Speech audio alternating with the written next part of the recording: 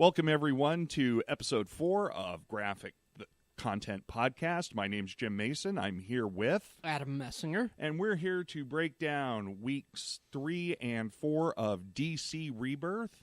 They only released one title each of those weeks, so it kind of makes it easy on us. So we've got a good episode in front of us. Oh, yes, we do. You know, short and sweet and to the point, so let's just get right into it.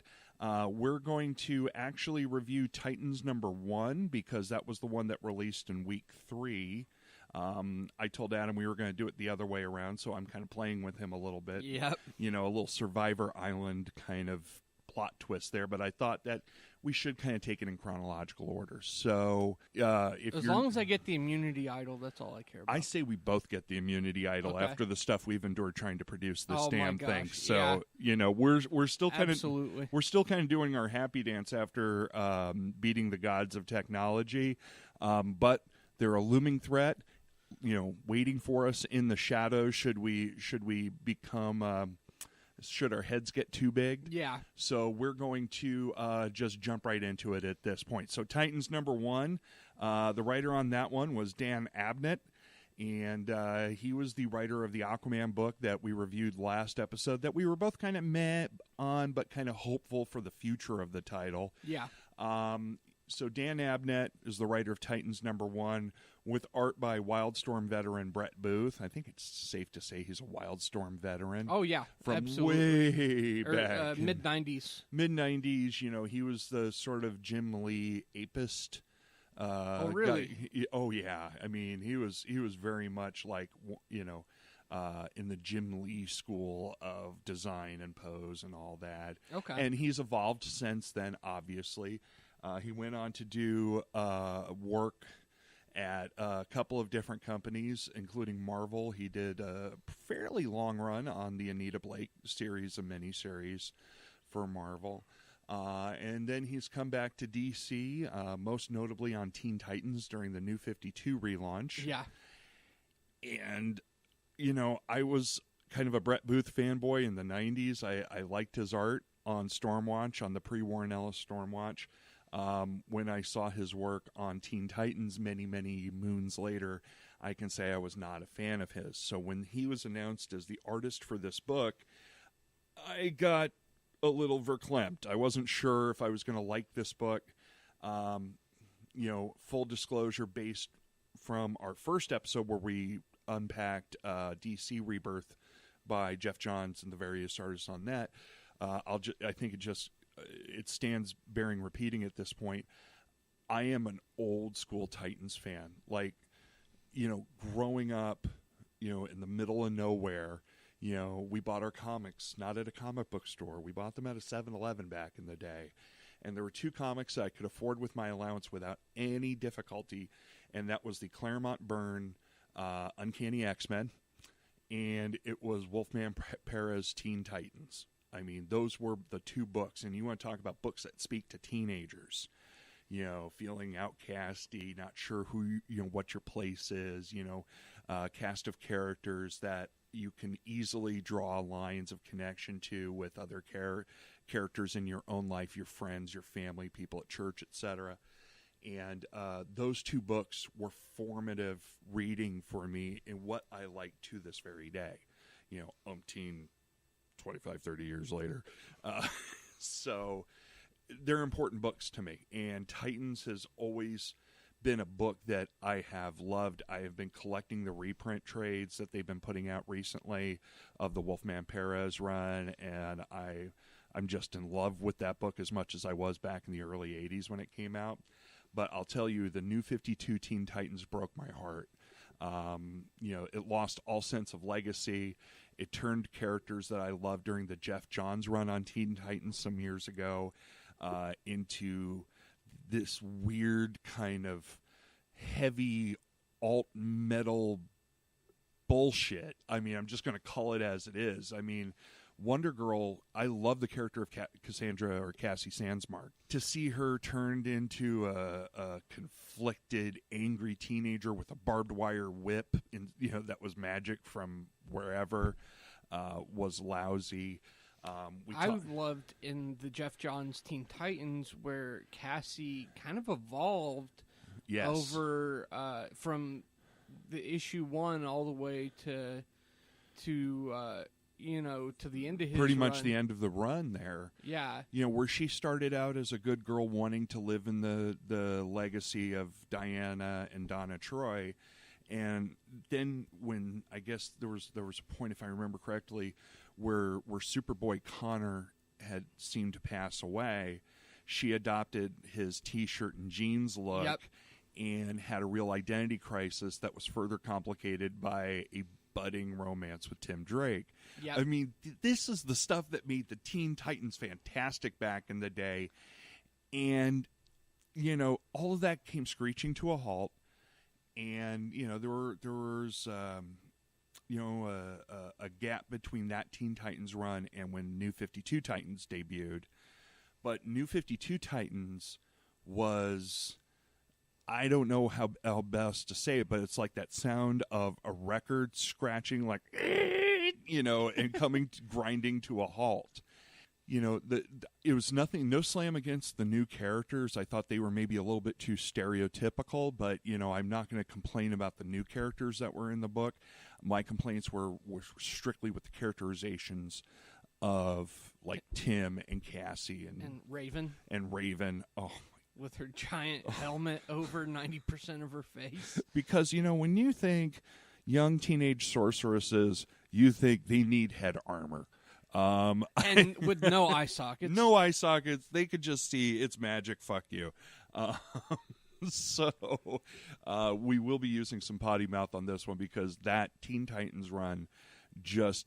now, correct me if I'm wrong, Adam, because Adam's the one who keeps me straight on the creators on the books. That was Scott Lobdell that wrote that. Okay, that should alone answer why I hated that book, because Scott Lobdell, to me, and again, if you like Scott Lobdell's writing, I support you, okay? Because there, as my mom said before she passed, there's a lid for every pot. Okay, so, if Scott Lobdell's writing does it for you, God bless. But I'll tell you, for me, Scott Lobdell is like the old, parental advisory stickers on, like, Run DMC and NWA albums. He's like the stay the fuck away from this book. If you want something good, okay? I mean, I scream and go running away with my hands waving in the air like I'm up and like, I got to get away from it. And I read that first issue of Teen Titans and my eyes bled. I mean, it was total Exorcist reaction. Anyway, we're not here to review that book. We're here to, and this isn't even, we're not even reviewing Teen Titans. That's coming later in the initial Rebirth cycle from DC Comics. We're reviewing Titans, which is the grown-up original crew Teen Titans. And that's the legacy of what you've been reading and what you've enjoyed. Yes, absolutely. Some of it was some of the characters involved in that book. Well, first, let me back up a second. Do yourself a favor before you read this book and get the Dan Abnett series Titans Hunt. If you like the Titans, I have to be honest, where I felt like one of the failings of this book was, remember, Adam and I, we are in complete agreement that the book should A, tell a complete story, okay, and B, set us up for the future, okay, for future stories, okay. Where I felt like this book did not succeed is the same reason why I felt like other books didn't succeed, like the Superman Rebirth special, is that it was a direct coda in a way to Titans Hunt, which I felt was a great miniseries. It set up a lot of the future and kind of foretold the Rebirth coming in some ways. But the problem was I didn't read Titans Hunt, right? So I was just kind of like, whoa, what? Why Dixon is everybody together? Yeah. Donna's in a black version of her red and gold Wonder Girl suit. Roy Harper is still douchebag, baseball hat turned backward. Yeah. I see where you're coming from that. And I honestly feel that you were done a disservice a little bit. They do their best to try to recap it inside the issue. But when you're limited to 20 pages, I don't see creatively how you can really recap a story.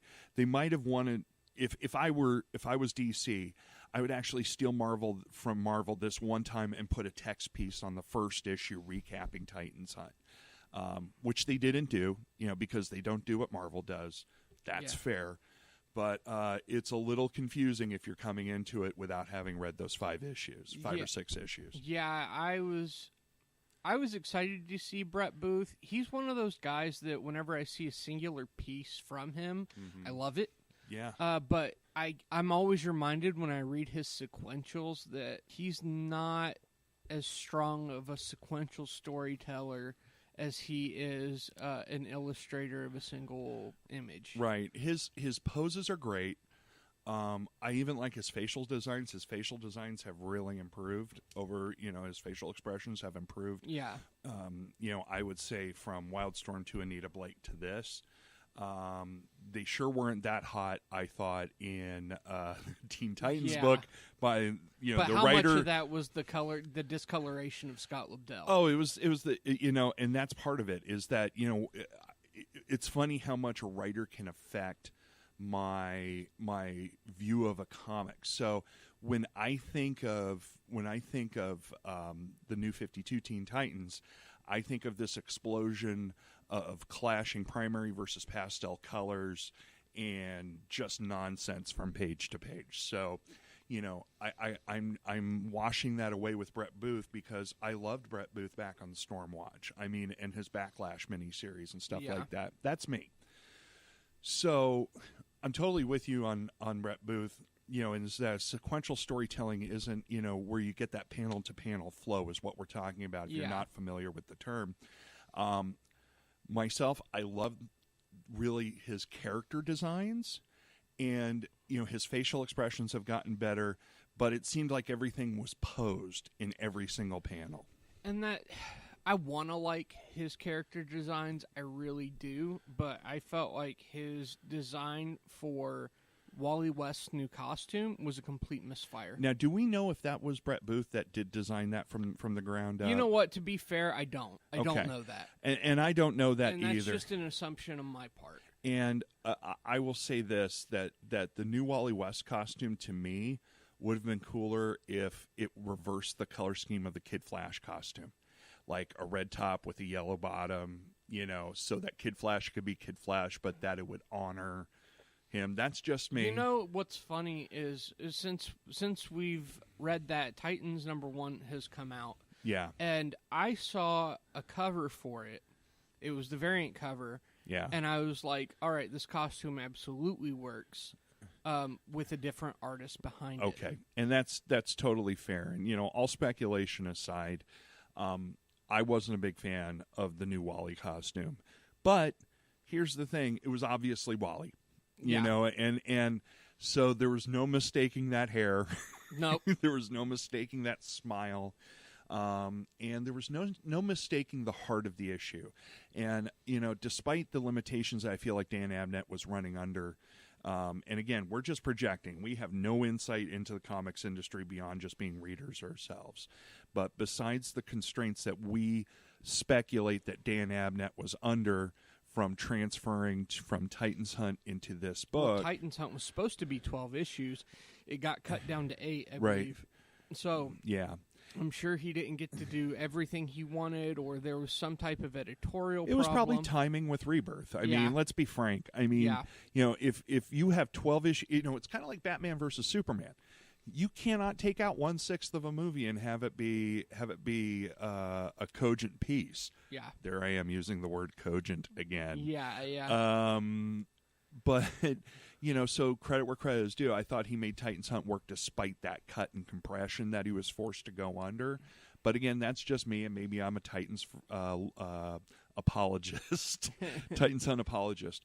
But let's get back to the book here. The book, I think, overall got half of what we were looking for from all the Rebirth specials insofar as setting up the future. It got that part good. Boy, that was bad English, if ever. It got that part good. I really enjoyed, while, the story-wise, I felt like it could have been more new reader-friendly. I felt like character-wise, as far as a character piece, it was very well done. Right. Because it hit all the right emotional beats with Wally coming back and having all these flashbacks of these friends that he's known for years. You made a pun. Oh my God. I didn't even mean to do that. But yeah, he had all the good memories and all the feels.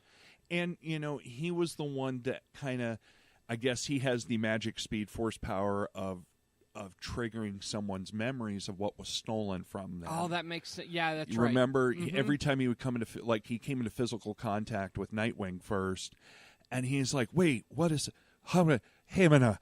Wally? And just like he did with Barry. Right, just the same way. But, of course, these are much younger, more inexperienced superheroes, maybe a little bit more hot-tempered if you consider the way that they've characterized Donna post-New 52, Roy, and Garth, the former Aqualad. So, of course, fight ensues. Superhero fight ensues. Oh, yeah. But as Wally made contact with each of them, he kind of shut down their fight and kind of talked about who this character was that he was fighting. That's where, if you're coming into it having not read Titans Hunt, that Dan Abnett helped you out a little bit and taught, having Wally as the narrator kind of tell you about that character whose memories he re-engaged. I hadn't even thought of it like that. That makes a lot of sense. Yeah. And that's a pretty smart move on his part. Yeah. Because, that does introduce... He did it... Yeah, in a way for new readers, he reintroduced even Nightwing. So if you're not, we're in an upcoming episode, we're going to talk about Nightwing #1 Rebirth special. You don't necessarily need to read that book if you're not a Nightwing fan, but he gives you a sense on who Dick Grayson was before to him and who he is to him now. So it was a shortened. Way of reintroducing those characters to the two new readers. Yeah, I was very tentative going into this. As I said, I don't read a whole lot from Dan Abnett. Mm-hmm. But at the end of the day, coming down to it was an enjoyable issue. Now, there was one thing that I was kind of confused about. There was a character in there that was not a part of the original, she wasn't a sidekick.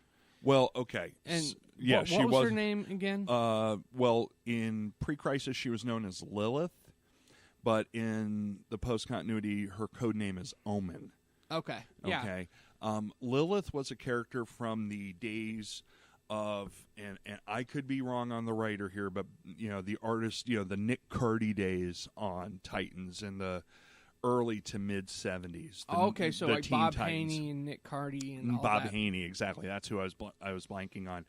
And she was like a psychic mod chick, straight hair down to her back, pleated midi skirts, the whole 9 yards, Okay. And having her come back, and she would make occasional appearances in the Wolfman Perez Titans. DC has a decided lack of psychic characters in their books beyond the Martian Manhunter, at least in my opinion. No, that's another observation that I believe is absolutely right, but I had never thought about. Yeah.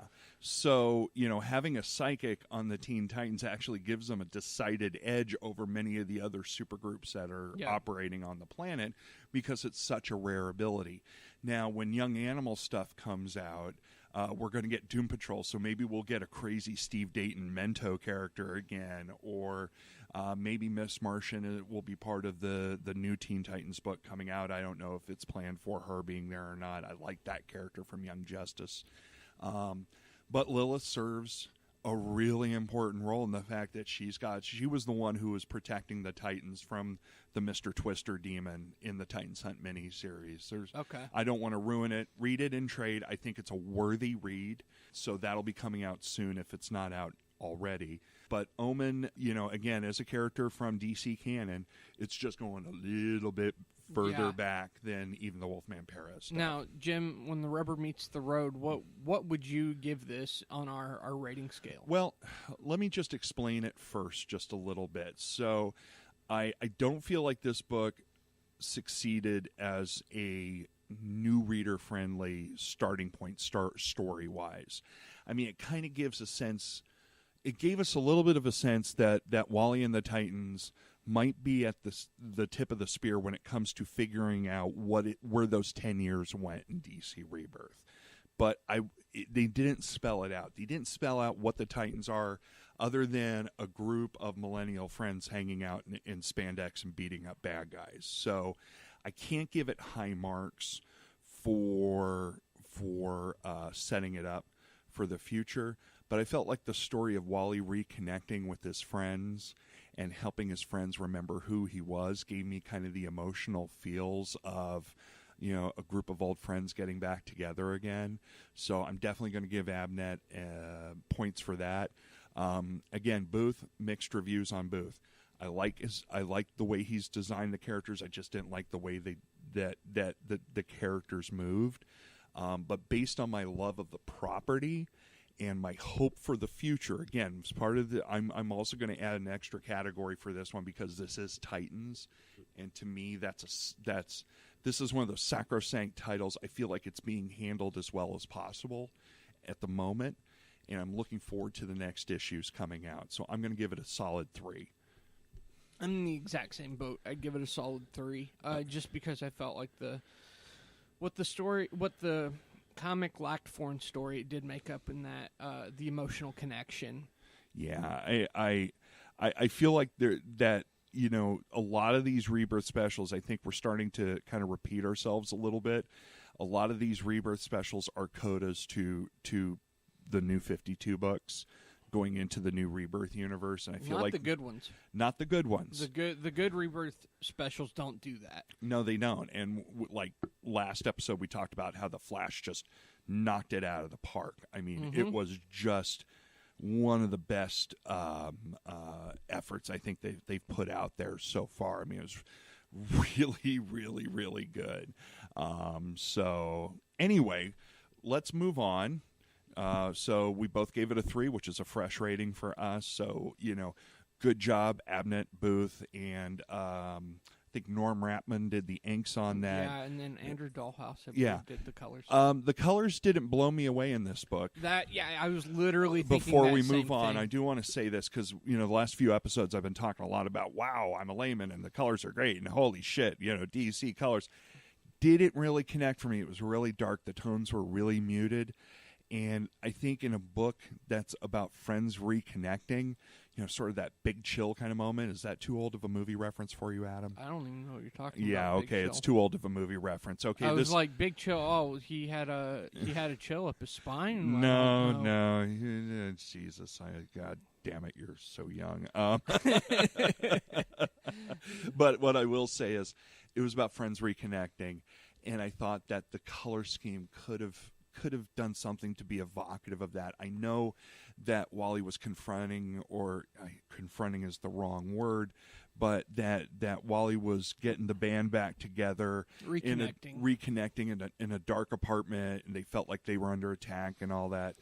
I just felt like they could have relit the scene.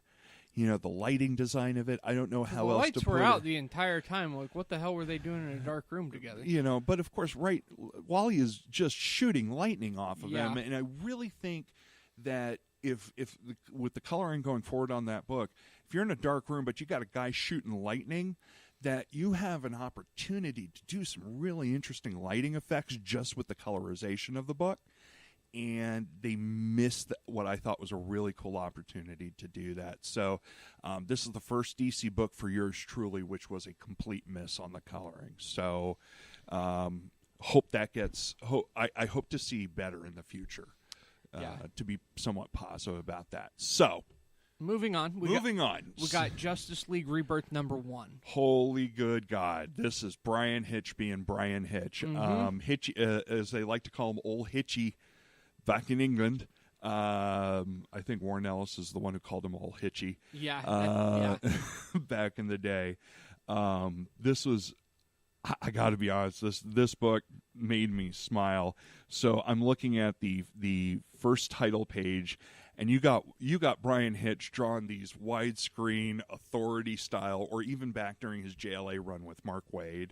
The widescreen alien invasion where buildings getting toppled all over the place. When I saw the Alien, The Authority is one of my favorite books of all time. That's great to hear. And when I saw the aliens in this and the people fleeing, I mean, it would very much harken back to that for me. Yeah. Now, okay, full disclosure.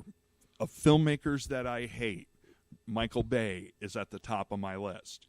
However, if you could get Michael Bay just to direct the city destruction scenes in a film, it's kind of awesome in that respect. Okay, that guy has that feel of the Hollywood blockbuster. So, I get that feeling of like the oppressive kind of music, like the Hans Zimmer, bong, that kind of stuff, and then tentacles from a giant monster just shooting through a building, and you see. Like, Bryan Hitch is a guy like George Perez, where there is no detail left untouched. You see the faces, just doing a quick count, there's like 24 people in the very top frame above the title box, and each one of them has a different expression of, to, oh shit, it's a fucking tentacled alien, we gotta run! I mean? It's, but that's just the first box. That's the first panel in the book. Is holy shit, it's the end of the world. And that's what the Justice League is for. Justice League is your apocalypse resolution system. And I just felt like this was a Justice League book from just looking on the bystanders' faces in the first panel away. So there is a reason to call in the big guns. There's a straight out the gate. There's a reason why Superman and Friends. Dun, dun, dun, dun, dun, dun, dun, dun, dun, I missed that reference on the last episode, so I wanted to give that to Adam. Thank you. Yeah, you're welcome. I didn't do the Super Friends theme justice. Anyway, but Bryan Hitch doing the writing chores and the art for this book was just simply pure joy for me. And I'd never seen Scott Hanna ink over him, and I really enjoy Scott Hanna's inks on a lot of the books he does, and I feel like it was one of those things I was like, that would probably be a mismatch if it happened in real life, right? And I was completely wrong because he seamlessly flows in letting Hitch be Hitch and highlighting what makes Hitch. And credit where credit is due. The top billed inker on this one is a guy named David Henriquez, if I'm pronouncing him right. Daniel, excuse me, Daniel Henriquez. So, but I didn't feel like, even though that there were two inkers on this book, that there was any conflagration between the two. I felt like it was practically seamless. Yeah. From page to page. So that's a real tough thing for knowing a few artists as I do, to kind of pull your style back a little bit and realize this is Bryan Hitch, and they just let Bryan Hitch be Bryan Hitch in this book. They inked him heavily only in the areas that called for it, and then they kind of backed up a little bit and just defined the lines where that was all that was necessary for the majority of the book. And then Alex Sinclair on colors. Alex Sinclair is a veteran colorist, and the things I noticed is he only colors the best books. And there's a reason, you get top talent for top books. And Justice League, let's pull out our worldview here just a little bit. Justice League is a very, very, very important property, not just to DC Comics, but its parent company, Warner Brothers. Justice League is going to be a November 2017 feature film. So they need the Justice League book to create real brand synergy here, to use, bullshit corporate marketing terms. It needs to be a book that succeeds. It needs to be a book that is a major presence. And so you get a guy like Alex Sinclair in colors, and while I had problems with the colors on Titans #1, the colors on this book was just top flight, I thought. Yeah. This was I can't say enough good things about the art, and Jim just flipped to the second page on, where you see on our comic, the monster reveal, and I was just like, oh my god, yes, more of this. I mean, more of this crazy roach. Can I interrupt you for a second? Isn't this in a way sort of what, like, this is a clinic for what a superhero team comic book should do. Okay, in establishing menace, in establishing threat, in using the environment to help tell the story. If you're not scared by that, you don't have eyes. Right. I mean, this is bigger than any shit that I have seen in a multi-million-dollar blockbuster. Yeah. This is what all blockbusters need to aspire to. This is what will take the average blockbuster price from about $200 to $250 million to $350 to $400 million to make. This shit is bloody amazing, okay? And again, right below the reveal of the giant alien bug kind of threat thing, which is terrible looking. I mean, it's the most terrible looking. I mean, forget the fact that it's dwarfing the island of Manhattan for a second. Yeah. It's just a terrible looking alien creature, okay? But in a series of 3 small panels below that, he sets up the entry of the Justice League. So in the first 2 pages of the book, I am near tears in how beautiful this thing is. And then the next page, we've got a 3/4 splash of the Justice League's son, the New 52 Superman, who's unfortunately passed away, and they are ready for action, man. Yep. I mean, God, he draws beautiful women, he draws beautiful men. His designs pop. The scales on Arthur's shirt, on Aquaman's shirt, is amazing. I mean, he even makes me look. The New 52 design for Cyborg, not my favorite thing. Okay, that Jim Lee has done. Okay, and I'm kind of a fan of the New 52 Justice League. That was the only book that I think I came back to on a regular basis. I didn't like the over Balkanization. Is that a word? I don't even know. But how they made Cyborg so bulky and just, I like the simplicity, with detail of the George Perez design. Okay, I see what you're saying, because he was way more streamlined previously. Right. And this made him look like the New 52 made him look like a giant ball of tech. Kind of like made him their Iron Man in a lot of ways. And, I think I would have preferred personally if they had left Cyborg a teenager and promoted a character like Steel to the big leagues, and really because Steel is a name that's been in circulation in DC Comics for nearly 40 years, and blah, blah, blah. That's maybe another speculative conversation for down the road. But I like Hitch's work on the Cyborg design. To me, it works here. And again, he kind of streamlined it, but he's using the red. And again, this is where Alex Sinclair sings, is he gets those lighting effects on Cyborg's costume to look like actual lighting effects instead of like red dots that other illustrators have. So, look, I don't want to belabor this book too much, but there's kind of a split narrative going on. You have the Justice League without Superman on one side, fighting this big alien menace, and then you go back to Smallville, where Clark and Lois and John are moving into the new farmhouse and getting things ready. And Clark is already shaven at this point. And, they're looking at what's going on the television. And, they're kind of having Clark doesn't want to get involved because he thinks the League's got it. And Lois, his true conscience, says, they really have it? You sure about that? Yeah. And it's a good moment, again, for the pre-Christ or for the pre-New 52 Superman fans, the married Superman, the relationship that he had with Lois, when it's written right, your spouse is in many ways your conscience. I really liked how Hitch wrote the relationship between Lois and Clark. Yeah, he did an excellent job on that. I thought he really nailed it. Now, this is my one small gripe. Okay. And this is kind of goes throughout the whole Rebirth everything, is the house that Lois and Clark live in should look like the same house in Superman, should look like the same house in Justice League, should look like the same house no matter who's drawing it. I agree. And I feel like they didn't get to do that, and this is the drawback, I feel, of us reading everything. Because to the average reader, they're going to be like, I don't know. Shit, it looks like a farmhouse to me. Move on, guys. Yeah, it's a farmhouse. Who gives a shit? But when you have an... Okay, when you look, DC Rebirth is marketed to grab as many eyeballs as possible, and it's done a very good job of inviting new readers into this book. And it might sound like a kind of a simpleton complaint, but you know what?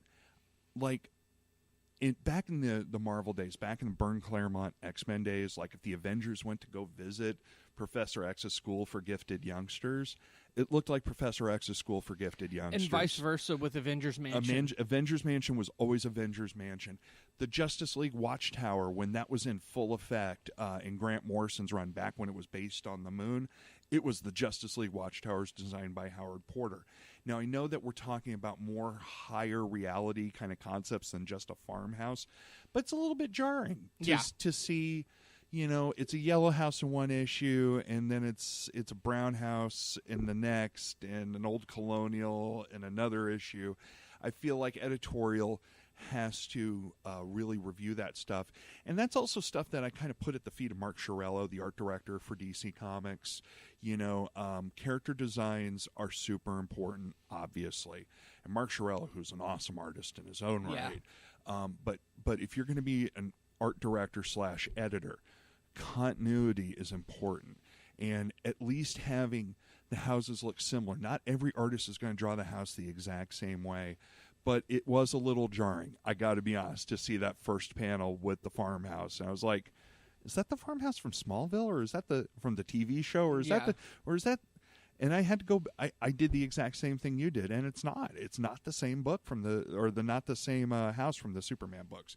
We spent a lot of time talking about house design. Yeah, but and it's a small thing, but at the same time, it pulled me out of the issue. So I hope that's something that gets fixed as things go by. Obviously, with launching Rebirth, everybody's probably working 80 to 100-hour weeks at the DC offices in Burbank.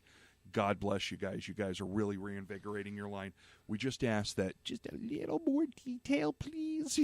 So but going back to Superman, Lois and Clark's relationship, I couldn't agree more that Bryan Hitch nailed it. Yeah, and seeing that the Justice League needs a Superman. They do, and this issue proves it. And again, this is what's so great about this issue.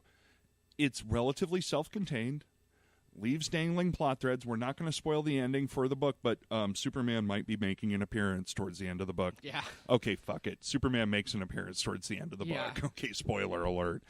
But what it does is it really sets up what the next arc in Justice League is going to be about. And it tells a complete story from front to back. Front to back.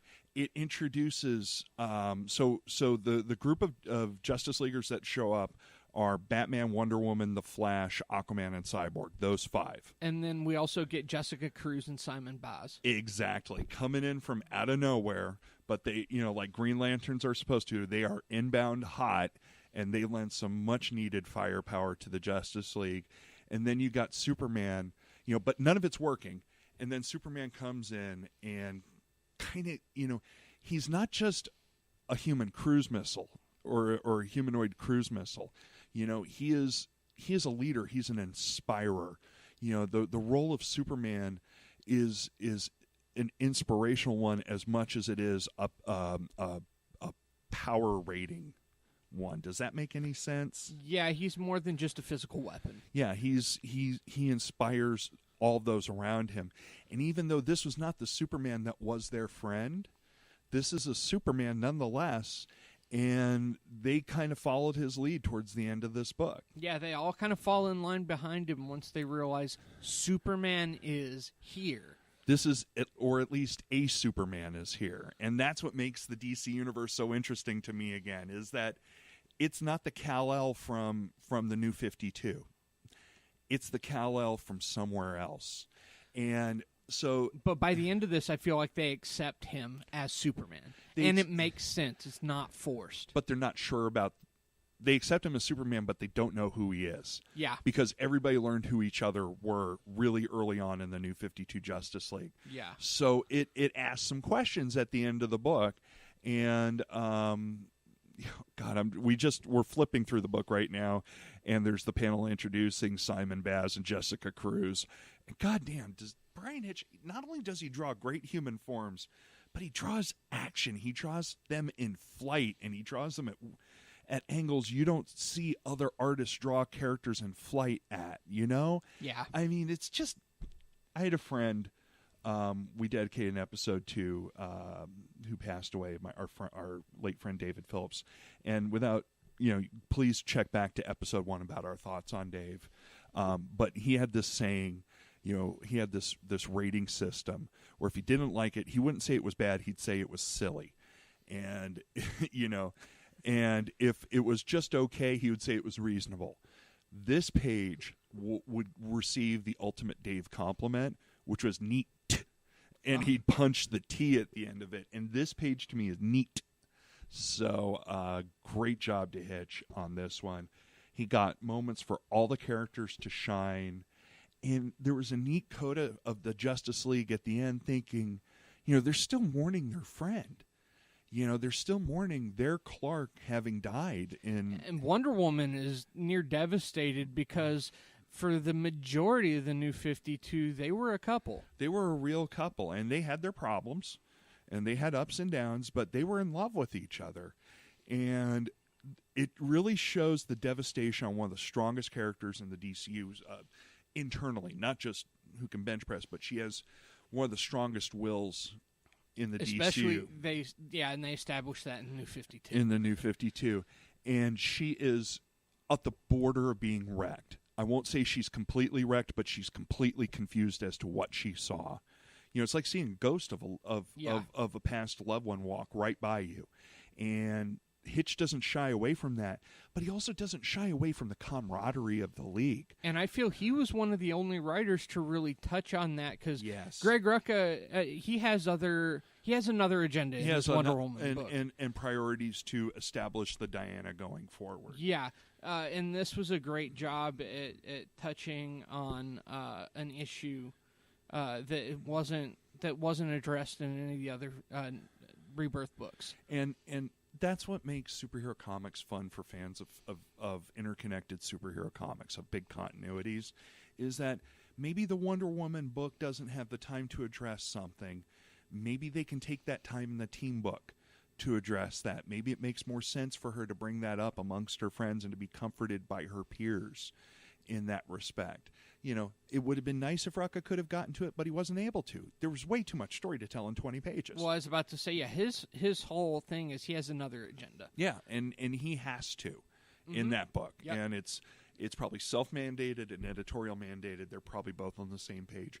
But to see the coda to the death of their Superman in this epilogue to this great Rebirth issue, and they're all, God, he's got all of the characters down to their microscopic level, and at the same point he's able to set up the whole next run of Justice League that he's going to be writing. Now, the one thing I can say is that when they did the New 52 redesigns of Flash and Green Lantern, I wasn't a big fan simply because I felt like he added too much. Jim Lee added too much to what was a simple costume, and it was a lot of unnecessary lines. Like, why doesn't Green Lantern need Green Lantern shoulder pads?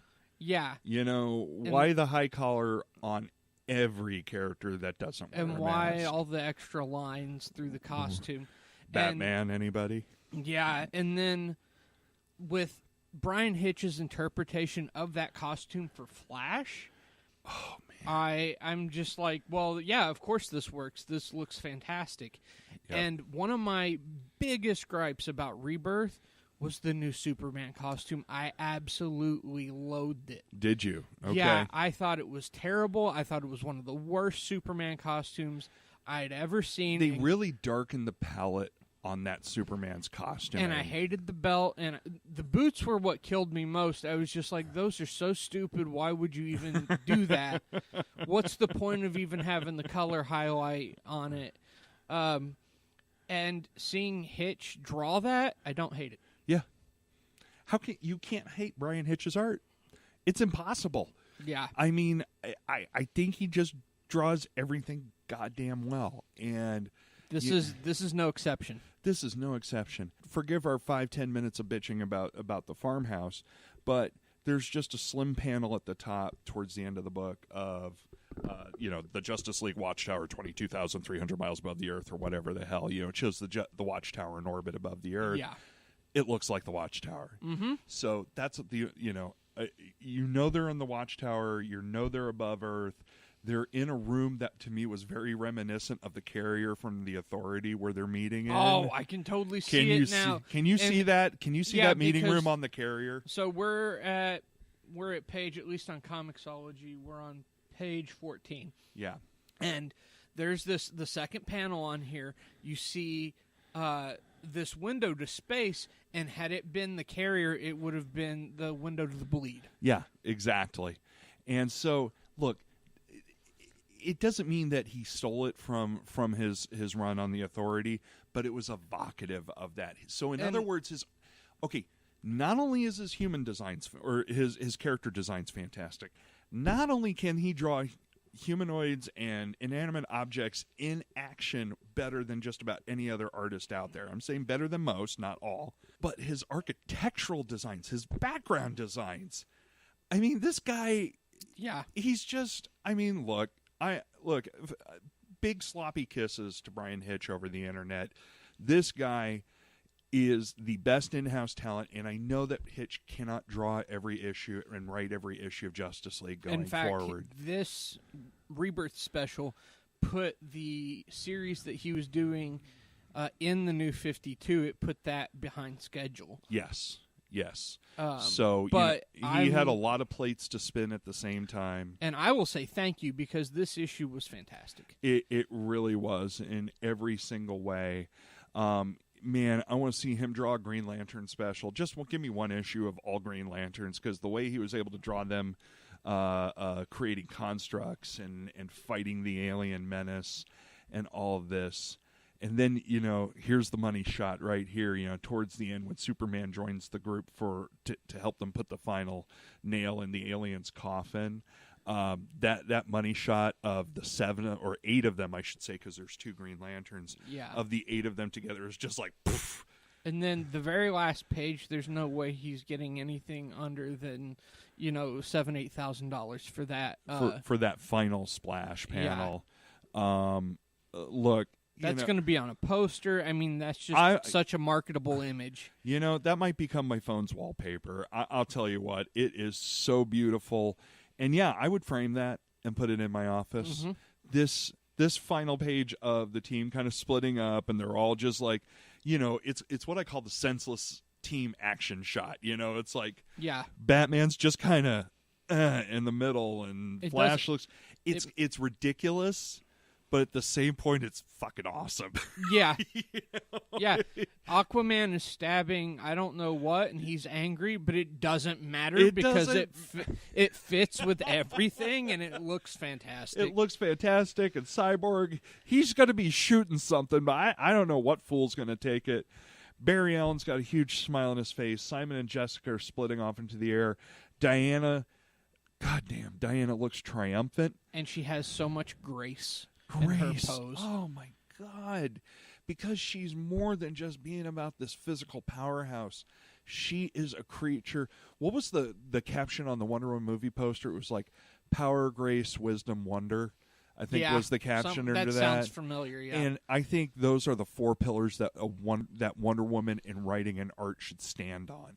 And just in this one panel, her raising the sword and her other arms just outstretched in victory. It's like, yeah, I'm fucking Wonder Woman, Yeah. And Superman going straight up into the air. This panel is amazing, and I hope that we all know that Bryan Hitch cannot draw and write at the same time at the speed that DC likes.